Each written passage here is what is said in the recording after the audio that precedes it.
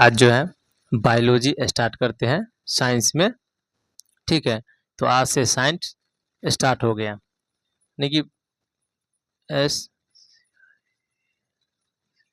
Science में biology को देखते हैं।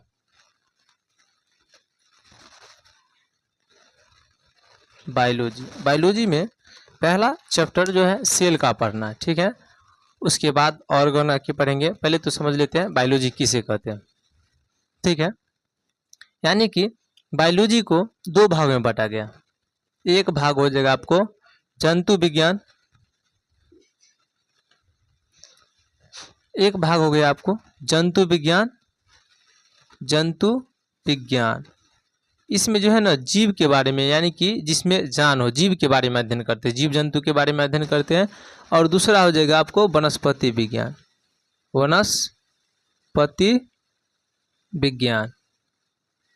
वनस्पति विज्ञान में क्या होता है, पौधे के बारे में अध्ययन करते हैं, यानी कि जीव जंतु के बारे में अध्ययन करते हैं।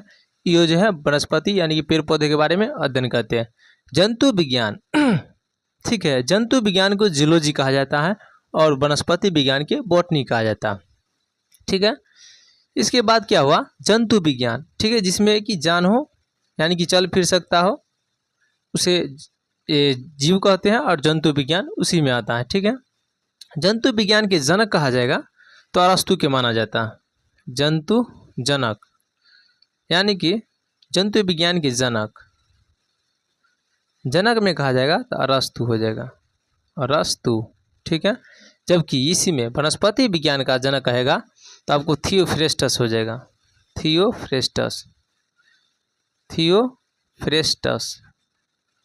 ठीक है, यानी कि जंतु विज्ञान के जनक अरस्तु, जिसमें जीव और जंतु दोनों कहा जाता है। ठीक है, और वनस्पति विज्ञान है कि पेड़ पौधे के बारे में जिसमें अध्ययन करते हैं, इसका जनक हो जाएगा थियोफ्रेस्टस, जनक। ठीक है, थियोफ्रेस्टस हो जाएगा। इसमें किसका अध्ययन करते हैं, यानी कि जीव व जंतु का अध्ययन किया जाता। इसमें जो है पेड़ पौधे के बारे में अध्ययन किया जाता है। जितना भी वृक्ष है, पेड़ है, झाड़ी है, इस सब के बारे में अध्ययन किया जाता है, यानी कि पेड़ पौधे अध्ययन। इसमें हो जाएगा पेड़ पौधे के बारे में अध्ययन किया जाता।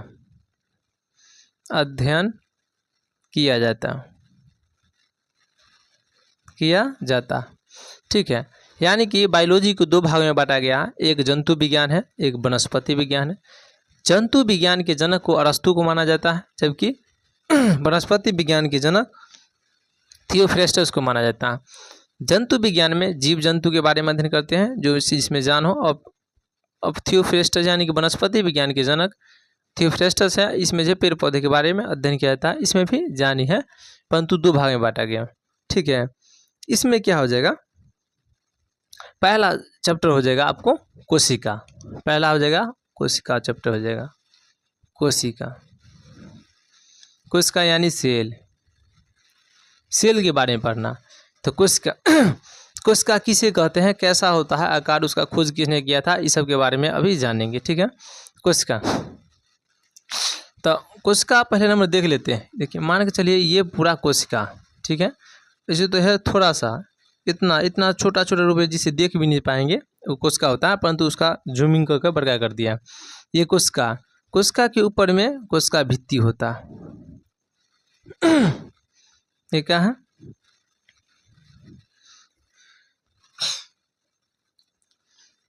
कोशिका के ऊपर में कोशिका भित्ति होता है। ठीक है, ये कोशिका है।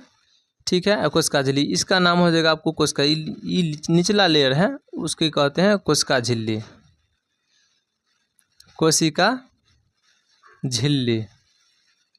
ठीक है, और ऊपर का लेयर है उसको कहते हैं कोशिका भित्ति।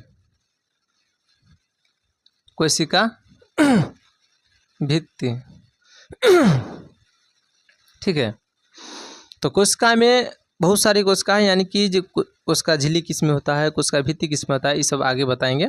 पहले जान लेते कोशिका होता है कैसा। ठीक है, कोशिका झिल्ली कोशिका भित्ति है। उसके बाद क्या होगा, कोशिका के अंदर में बहुत सारे अंग होता है जिसे कोशिकांग कहते हैं। जैसे कि मान के चलिए न्यूक्लियस हो गया, राइबोसोम हो जाएगा, माइटोकॉन्ड्रिया हो जाएगा, ठीक है, वैक्यूल्स हो जाएगा, रसधानी जिसे कहते हैं, ठीक है, गोल्जी बॉडी हो जाएगा, गोल्जी बॉडी हो जाएगा, लाइसोसोम हो जाएगा, ठीक है, ईआर हो जाएगा, ये सब है ना कोशिका के अंदर पाया जाता है। ठीक है, ये सब ऑर्गन मिल करके कोशिका के सुचारू रूप से चलाने में काम करता है। ठीक है, ये सब कोशिका का अंग है। इसके बारे में अध्ययन क्या है नहीं है ये सब बताएंगे। पहले तो देख लेते हैं कोशिका के खोज किसने किया था।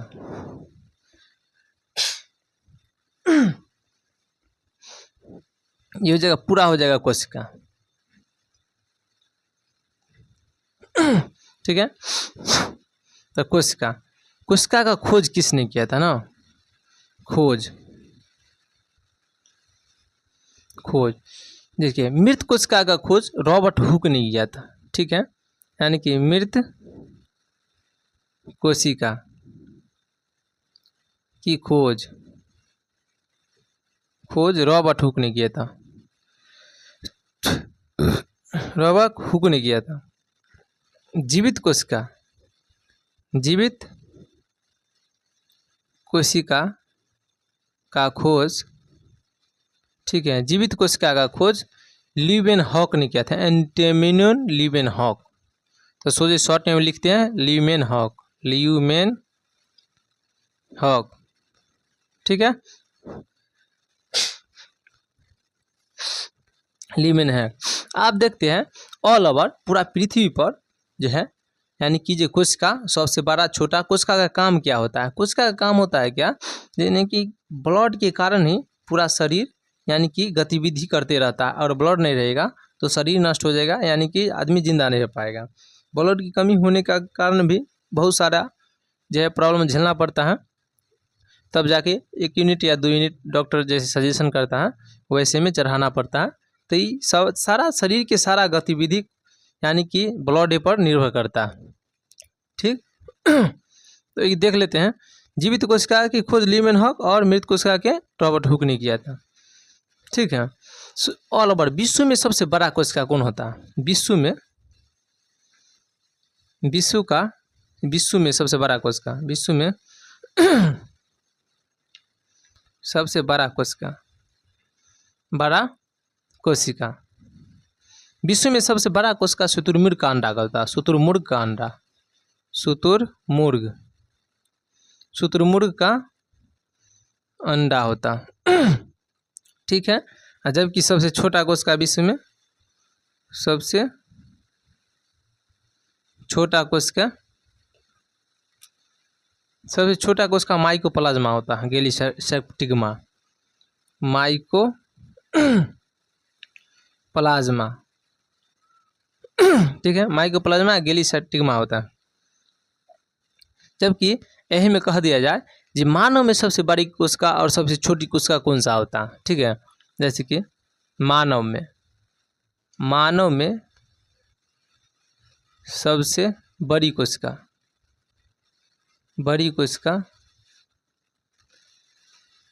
और सबसे छोटी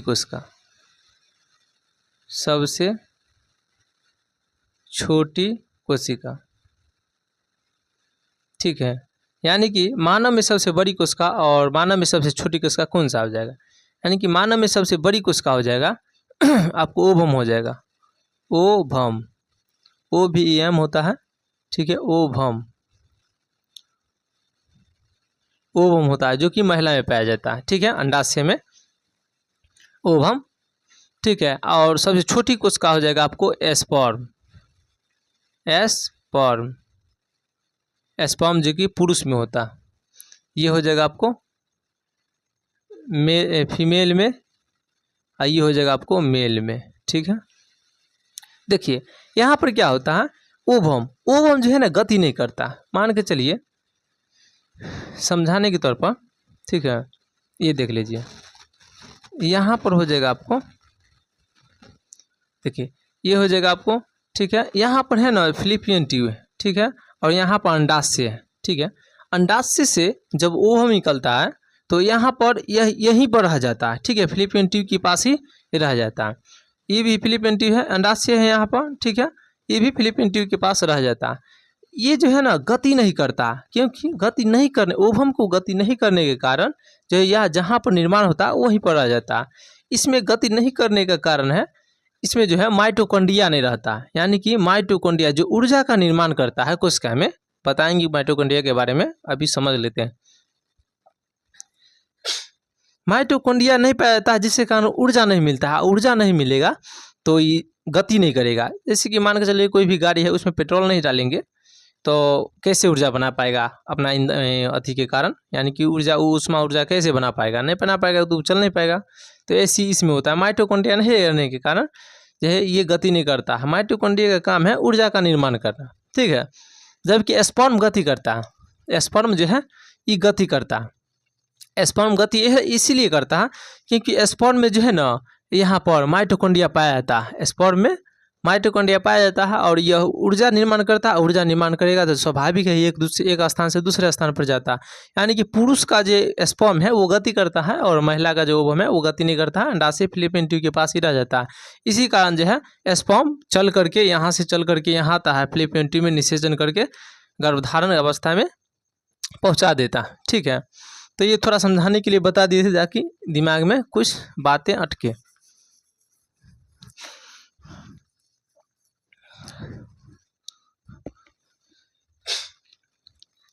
ठीक है, तो समझ गए। मानव में सबसे बड़ी कोशिका हो जाएगा ओवम और सबसे छोटी कोशिका स्पर्म हो जाएगा, ठीक है। इसके बाद क्या है, इसके बाद देखते हैं आपको राइबोसोम के बारे में, ठीक है। यहाँ पर से राइबोसोम के बारे में देखते हैं। राइबोसोम का काम है राइबोसोम, कोशिका के अंदर में क्या है, राइबोसोम है। यानी कि पहले तो देख लेते हैं कोशिका झिल्ली, कोशिका भित्ति, यानी कि कोशिका झिल्ली, यानी कि कोशिका झिल्ली जो है ना दो कोशिका में पाया जाए। दोनों कोशिका कौन कौन से है, एक पादप कोशिका, एक जंतु कोशिका, ठीक है। तो पादप कोशिका में क्या हो जाएगा, कोशिका झिल्ली के साथ साथ कोशिका भित्ति में पाया जाएगा, जबकि जंतु में केवल कोशिका झिल्ली पाया जाता है। ये इसलिए होता है क्योंकि पादप में जो है ना सुरक्षा अधिक बढ़ाना पड़ता है। कोई भी आदमी चलते चलते काट देता है, कुछ कर देता है, नोच देता है, तो उसको जो है प्रकृति की नेचुरल ही देन है, जो उसका जो है ना मतलब एक्स्ट्रा कोशिका उसको जो है अपने बाहरी आवरण पर भित्ति के रूप में जमा रहता है, जो मृत रहता है। जबकि जंतु कोशिका में ऐसा कोई बात नहीं है, उसमें कोशिका झिल्ली ही रहता है, ठीक है। तो उसके अंदर चलते हैं राइबोसोम के बारे में। राइबोसोम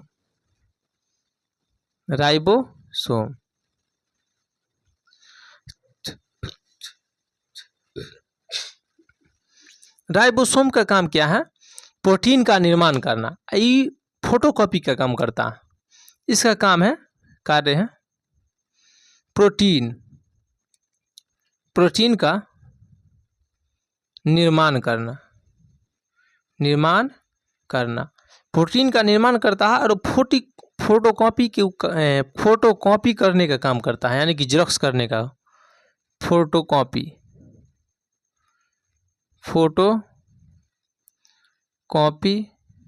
करने का काम करता है। जैसे कि अगर न्यूक्लियस यानी कि केंद्रक, न्यूक्लियस अगर आदेश दे राइबोसोम को जे ऊर्जा बनाओ, तो ऊर्जा बनाता है और बाकी बात क्या करता है, जो जितना भी इंफॉर्मेशन है उसका जेरॉक्स करने का काम राइबोसोम ही करता है, ठीक है। राइबोसोम दो प्रकार के होता है,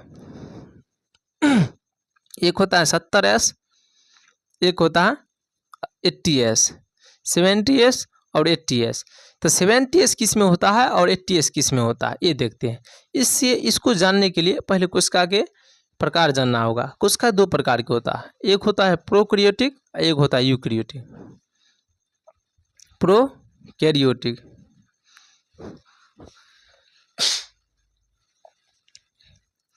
कोशिका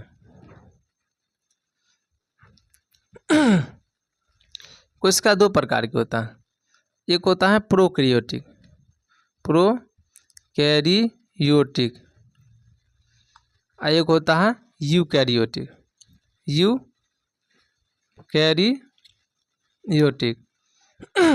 प्रोकैरियोटिक में कौन सा जीव आता है? प्रोकैरियोटिक में वैसा जीव आता है जिसे हम नंगी आंखों से नहीं देख पाते हैं, यानी कि छोटे जीवाणु कीटाणु जैसे बैक्टीरिया ये सब हो जाएगा, वायरस ये सब हो जाएगा, प्रोकैरियोटिक में होता है। यानी कि जितना छोटे से छोटे जीव जैसे जीवाणु, वायरस, ठीक है, बैक्टीरिया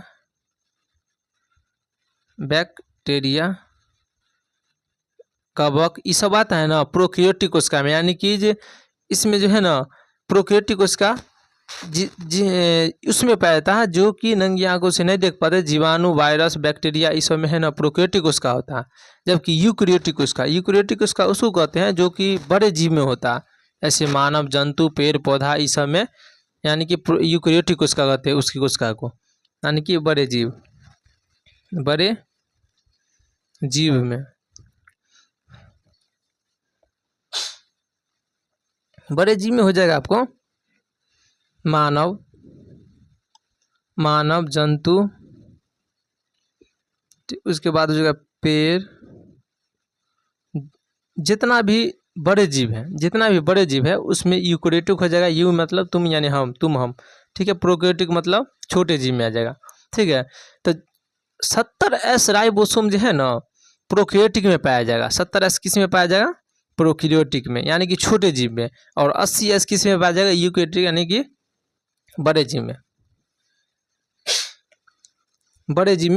पाया जाता है, ठीक है। परंतु एक क्वेश्चन और यहाँ से बनता है क्या, जे यूकैरियोटिक के बावजूद भी प्रोकैरियोटिक कोशिकाओं को यूकैरियोटिक कोशिकाओं के अंदर प्रोकैरियोटिक कोशिका पाया जाता है, तो ये कहाँ पाया जाता है? मानव शरीर में। तो ये कहेगा ना, ये क्वेश्चन बनेगा जी यूकैरियोटिक कोशिकाओं के अंदर प्रोकैरियोटिक कोशिका कहाँ बनता है मानव में? तो ये हो जाएगा माइटोकॉन्ड्रिया में। यानी कि माइटोकॉन्ड्रिया में जो ऊर्जा निर्माण करता है वो 70S होता है, ऐसे मानव में 80S होता है, ठीक है। तो ये हो जाएगा, यानी कि यूकैरियोटिक कोशिकाओं के साथ साथ प्रोकैरियोटिक कोशिका मानव शरीर में माइटोकॉन्ड्रिया में पाया जाता है। तो इसमें हो जाएगा माइटोकॉन्ड्रिया में आपको 70S राइबोसोम हो जाएगा, ठीक है। यह बात समझना था यहाँ, ये समझ गए। यानी कि राइबोसोम के बारे, राइबोसोम का काम है प्रोटीन का निर्माण करना, ठीक है। फोटोग्राफी यानी कि जेरॉक्स का काम करता है। और जैसे कि कोरोना वायरस आया था, उसमें क्या था जो कुछ ऐसा इन्फॉर्मेशन दे दिया गया था वायरस के जरिए न्यूक्लियस को, यानी कि वायरस के जरिए न्यूक्लियस को ऐसा इन्फॉर्मेशन दे दिया गया था कि ये इन्फॉर्मेशन ये इसको देता था। सारा कोशिका अंग का कंट्रोल न्यूक्लियस करता, और न्यूक्लियस को जब कोई इन्फॉर्मेशन गलत दे देगा और ये इसको कहेगा जेरॉक्स वाला को जो ये चीज़ के निर्माण करो, तो जो शरीर को इफेक्ट करेगा वो दायरा निर्माण करने लगेगा, तो डैमेज हो जाएगा शरीर। के कारण क्या है जी, यही में यानी कि राइबोसोम फोटोकॉपी का जो काम करता है वो जो है इतना न तेज़ी से करने लगता है गलत चीज़ों का जेरॉक्स कि पूरा शरीर में जो है ना वायरस माने कि वायरस से फैला देता, जिसके कारण आदमी को मृत्यु हो जाता, ठीक है। तो ये देख लेते हैं, ठीक है। राइबोसोम कार्य प्रोटीन का निर्माण करता है और फोटोकॉपी का काम करता है। इसमें जो है ना 70S और 80S प्रोटीन पाया जाता है। 70S प्रोकैरियोटिक जीव में होता है, जैसे कि जीवाणु, बैक्टीरिया, और 80S हो जाए बड़े जीव में होता है, ठीक है। उसके बाद देखते हैं न्यूक्लियस का काम की है सभी कोशिका अंगों पर कंट्रोल करना, यानी कि सभी गतिविधि को कंट्रोल करता है न्यूक्लियस,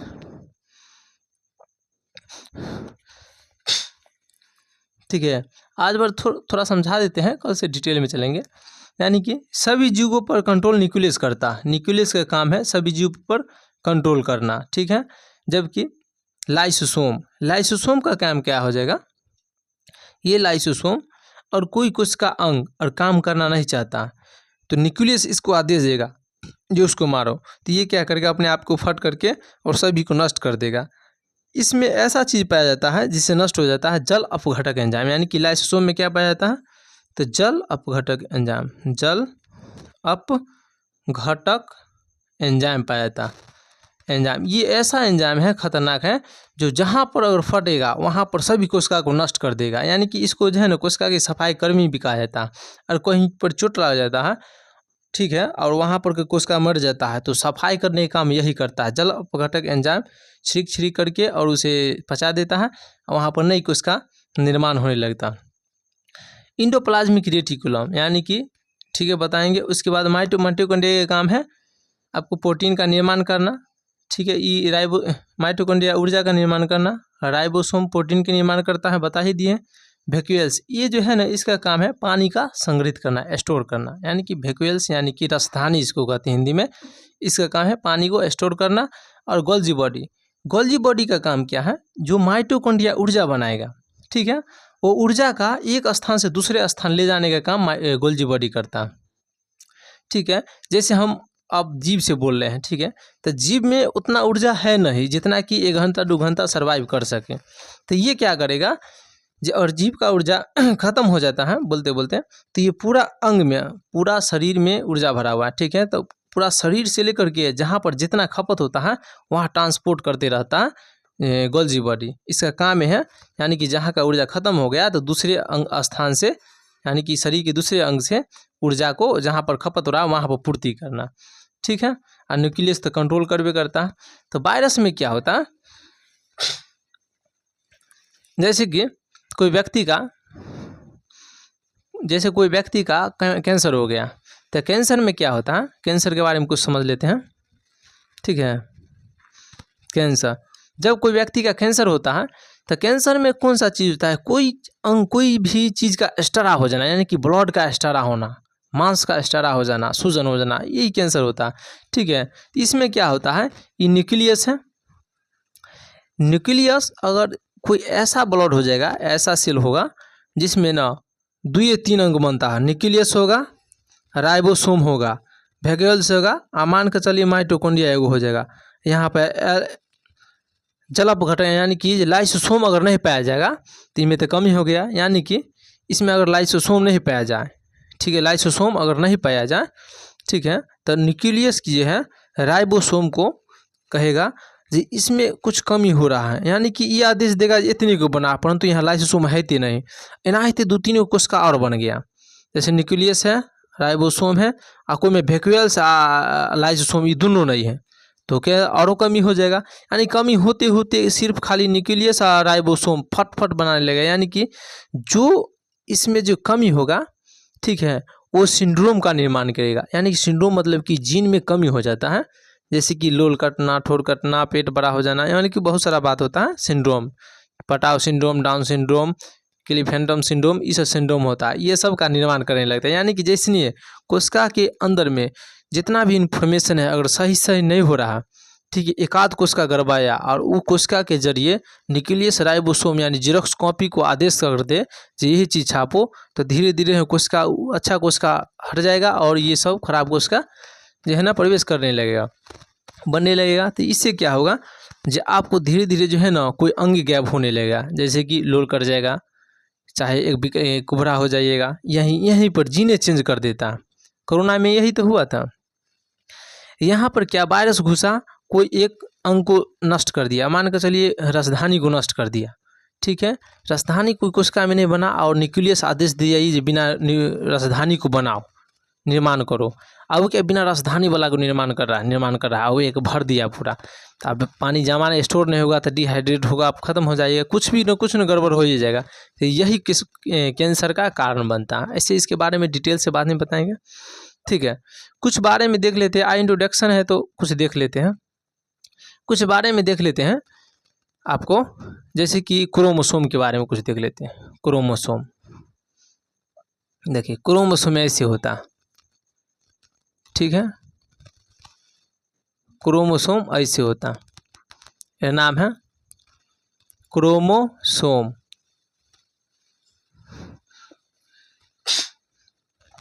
क्रोमोसोम कहाँ पाया जाता है, तो न्यूक्लियस में, केंद्रक के अंदर में जो है ना क्रोमोसोम पाया जाता है जी। पहला नंबर तो क्रोमोसोम केंद्र के अंदर पाया जाता है। क्रोमोसोम को जब आगे बढ़ाएंगे ना तो ये डीएनए बनेगा, और डीएनए के आगे बढ़ाएंगे तो जीन बनेगा, ठीक है। डीएनए के आगे बढ़ाएंगे तो जीन बनेगा। यानी कि इसका नाम है क्रोमोसोम, इसका नाम है डीएनए। ये जो है आपको डीएनए, ठीक है, आइए हो जाएगा आपको जीन, जीन हो जाएगा। इसमें जो इन्फॉर्मेशन रहता, ठीक है, एडेनिन, गुआनिन, साइटोसिन, थायमिन, ये सब होता है, इसमें पाया जाता है। यानी कि जब क्रोमोसोम के खींचेंगे तो डीएनए बनेगा, और डीएनए के खींचेंगे तो जीन बनेगा, ठीक है, और सबको समेट देंगे तो क्रोमोसोम का क्रोमोसोम रहेगा, ठीक है। इसी क्रोमोसोम से सब निकला। यानी कि जेनेटिक इन्फॉर्मेशन चेंज होता है तो डीएनए से होता है। डीएनए में सभी माता पिता का सभी गुण उपस्थित रहता, जिसके कारण बच्चों में भी जाता, ठीक है। जीन, यानी कि मान के चलिए जीन के बारे में कुछ समझ लेते हैं।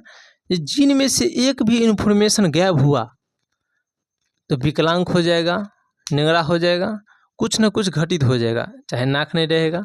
यानी कि बहुत मायने रखता है तो डीएनए, या डीएनए के बाद मायने रखता है तो जीन रखता है। जीन में से मान के चलिए जो कोई व्यक्ति का लंबा होने का जीन है, ठीक है, इसमें उपस्थित है, वो लंबा होने वाला हटा देंगे और दूसर चीज़ में लंबा होने घुसा देंगे तो वो चीज़ लंबा हो जाएगा, इसमें है बौनापन आ जाएगा। जीन की इतने पावर होता है।